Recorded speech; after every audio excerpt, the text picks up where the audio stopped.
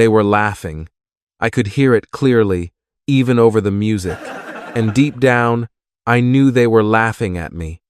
I tried to ignore it, but the sound stayed in my head. My name is Leo, and 10 years after we graduated, I came back for our school reunion. I remember thinking it would feel familiar, maybe even warm. I didn't know it yet, but that night would change everything. I sat at a fancy rooftop bar, high above the city. My simple jacket felt too thin in the cold night air. I looked around and felt small, almost invisible. I thought, why did I come here? But they didn't know the truth. They didn't know why the hotel manager kept looking at our table. And they definitely didn't know why I wasn't worried at all. I remember when Mark and I were best friends. We grew up on the same street, only 3 houses apart. After school, we rode our bikes until it got dark. We talked about everything, even our dreams. I remember thinking, we will always be brothers. We promised each other that nothing would change. We planned to start a business together one day. Back then, life felt simple, and hope came easily. I felt safe when Mark was around. I thought the future was already decided for us. But promises are easy to make when you are young. When I was 17, everything changed. My father lost his job, and our family lost everything soon after. I remember the day he came home early. He sat down and said nothing. I felt a heavy silence in the room. Suddenly, I could not afford new clothes anymore. I could not go out for pizza with friends. I had to leave school and find work. I started fixing cars, cleaning offices, and doing anything I could. I remember thinking, this is not the life I planned. Mark's life continued, but mine stayed still. He went to college and met new people. He posted photos from parties and trips. I saw them on my old, cracked phone screen, late at night. I remember holding the phone and feeling small. I stopped answering his calls because I felt ashamed. I thought, what can I say to him now? The silence between us grew bigger every year. That night at the reunion was the first time I saw him in 10 years. I hoped things could be different. I felt a small hope rise again. I was wrong. Mark leaned forward with a wide smile. His voice was loud and friendly, but it felt sharp to me. Leo, long time no see. Wow, you look exactly the same, he said. Then he asked about my job, still smiling. So, what are you doing now? Still working with your hands? Fixing things? I felt every eye at the table turn toward me. I looked down at my simple clothes and nodded. I didn't want to fight. Something like that, I said quietly. Inside, I thought, keep calm. Just breathe. For a moment, the tension broke. Sarah, a quiet girl I remembered from school, sat down beside me. She spoke softly and looked me in the eyes. It's good to see you, Leo, she said. How is your mother? Her voice felt real, not sharp. I felt a small warmth in my chest. I thought, maybe it will be okay. I thought, maybe not everyone here has changed. I held on to that feeling, even if it felt fragile. Then the mood shifted again. Jessica pointed at my phone on the table and laughed. Oh, Leo, is that your phone? It looks like a museum piece. Ben laughed with her and raised his glass. I'm surprised you can even afford the drinks here, Leo. This place is expensive.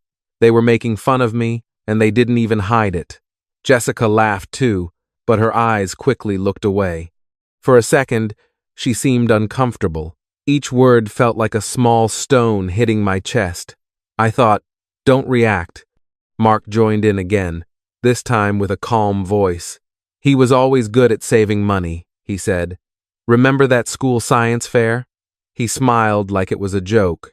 Leo built his project from trash and still won first prize. He beat my expensive kit. His words sounded kind, but his eyes didn't smile. Then he laughed, and shrugged. I guess some people are just born to work with their hands, Leo. Someone has to clean the floors, right? My fingers tightened around the glass. I said nothing. I felt my jaw lock, and I stared at the table. I thought, they looked down on me then, and they do it now. I needed a break. I picked up my glass of water and felt the cold against my skin. I took a slow drink and focused on my breathing. I didn't look at them. I turned my head and looked out the window. The city lights were far below us, quiet and steady. Each light felt like a small story, a life moving on. I felt a strange, calm return. I thought, stay still, don't walk away yet. I wanted to stand up and leave. I wanted to disappear into the night. I remember thinking, this was a mistake. Then my eyes stopped on a large painting on the far wall. I felt my breath slow. Something about it felt familiar. I thought, wait. I remembered something important, something I had almost forgotten. I knew, in that moment, that I had to stay. My eyes stayed on the painting across the room. It was abstract, full of deep blues and soft gold lines. The longer I looked, the more familiar it felt. I remember buying it 5 years ago at a small gallery. I remember the smell of paint and dust in that place. I bought it for the lobby of my first hotel. As I stared at it now, my breath slowed. I thought, why is it here? A strange feeling moved through my body. My hands stopped shaking on the table. The tight pain in my chest slowly faded. I felt my shoulders drop without thinking. The noise around me felt far away. I remember thinking, this changes everything. The shame I carried for years felt lighter. The anger inside me grew quiet. In its place, I felt a deep and steady calm. I sat still and took one slow breath. This was my hotel. These were my walls. They were guests in my house. I thought, if I had left that night, this would be a story about pain. But I stayed, and that changed everything. I felt my heart beat slow. I felt my feet press firmly into the floor. I felt ready. Right then, I decided to stay and watch the final act of their little play. The party was ending, and the noise slowly changed. Mark stood up and clapped his hands loudly, smiling wide. Okay, everyone, the bill is on me tonight, he said. A celebration for our success. He looked straight at me when he said the word success. I felt my back press against the chair. I thought, here it comes. My hands rested still on the table, and I said nothing. Just as Mark pulled out his credit card, a man in a sharp, dark suit walked toward us. It was the hotel's general manager. Mark's chest puffed out, and he smiled even bigger. He looked proud, like a king waiting for praise. I watched quietly and felt my breathing slow. I thought, stay calm. The manager did not look at Mark at all. He walked past him and stopped right beside me. The manager bowed his head slightly and spoke in a clear, calm voice. Mr. Thorne, he said, is everything to your satisfaction tonight? Shall I have your car brought around? For a second, no one laughed. Even the music felt wrong. Every face at the table froze. Smiles stayed open but empty, like broken masks. I felt the room go silent. Complete silence. Mark's face changed in seconds. The proud smile disappeared, and confusion filled his eyes. His skin turned pale, almost white. He opened his mouth, but no words came out. His hand shook as he pointed at me. Thorne, he said slowly, your name is Leo. Thorne? I watched his face change, and I stayed silent. His whole body seemed to shrink into the chair. The expensive suit he wore suddenly looked cheap and too big for him.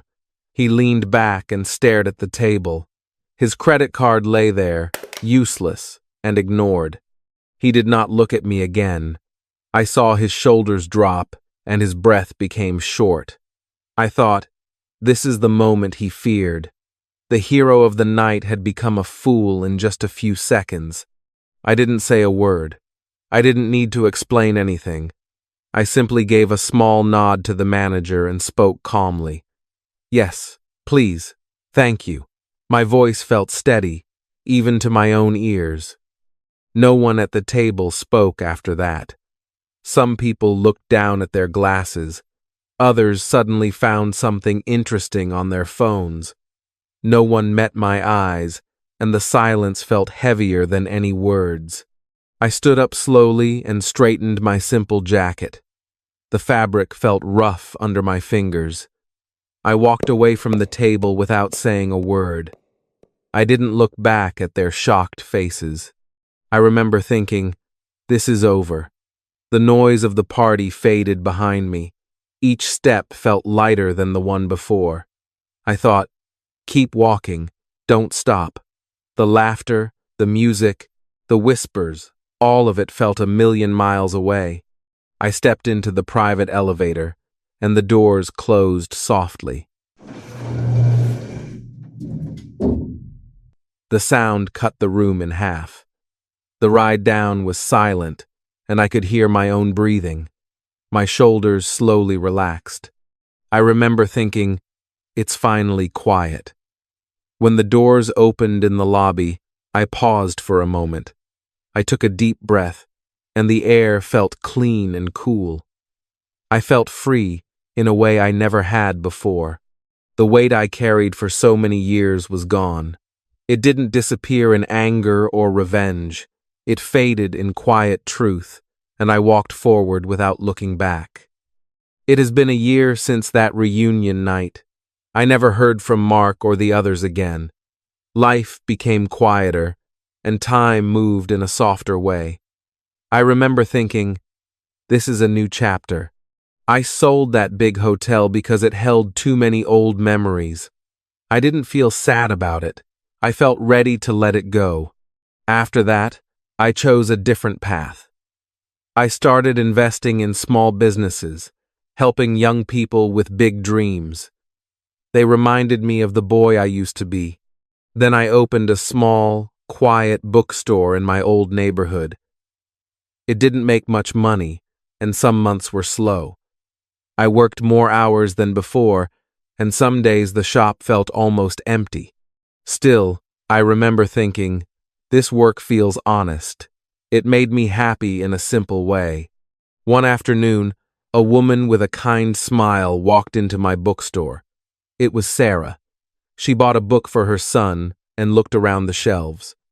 We talked for a while, not about the past, but about today. The words came easily, without pain or pressure. I thought, this feels natural. Her kindness that night at the reunion was not forgotten.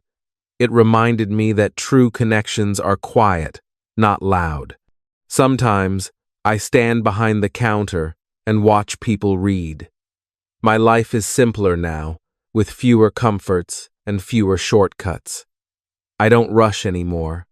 I remember thinking, this peace has a price, but it is worth it. My life isn't loud or flashy. It's quiet. It's simple. It's mine. When I see my reflection in the shop window, I notice a few more gray hairs, but my eyes are smiling. And to me, that is true success. That night taught me a powerful lesson I still carry with me.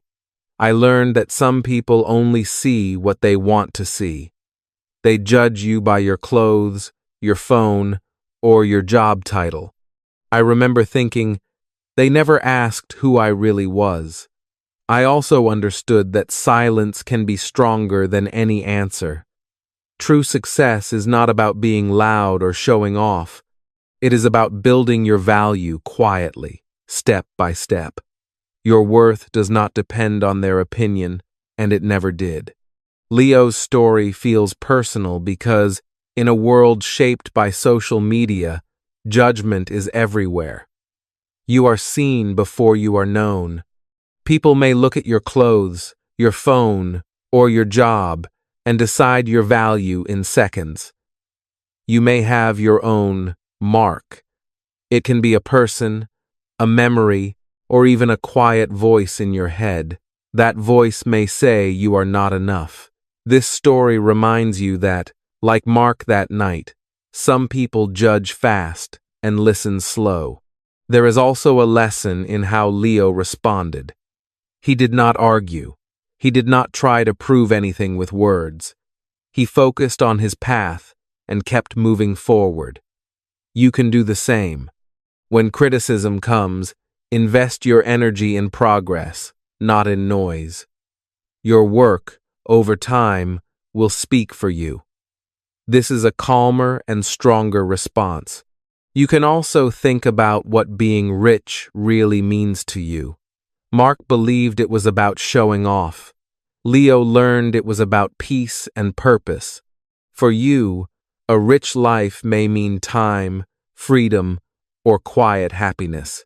It does not have to mean money alone. Finally, there is a lesson from Mark's mistake. Respect opens doors. When you treat people with respect, you build stronger connections.